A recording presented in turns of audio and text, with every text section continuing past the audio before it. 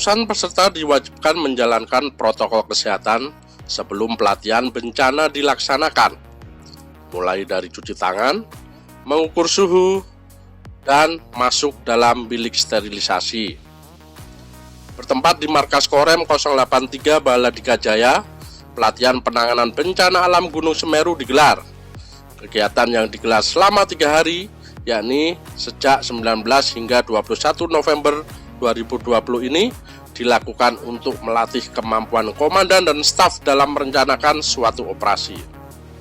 Korem 083 Baladika Jaya melaksanakan pelatihan operasi bantuan kepada Pemda di wilayahnya untuk memberikan bantuan penanggulangan terjadinya bencana alam sesuai tipologi.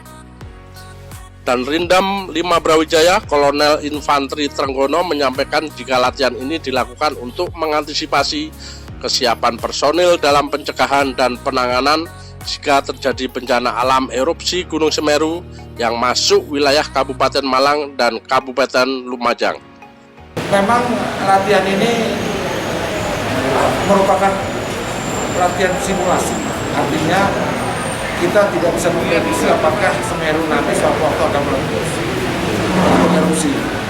Namun hal ini memang kita adakan latihan Gunung Semeru ini karena melibatkan beberapa kodim atau kabupaten.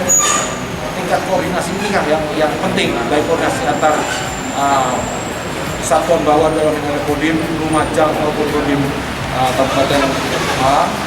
Tahap pasca bencana dilaksanakan oleh Dandim selaku dan Sub Satgas PRCP dengan melaksanakan rekonstruksi dan rehabilitasi, namun dengan melibatkan stakeholder terkait.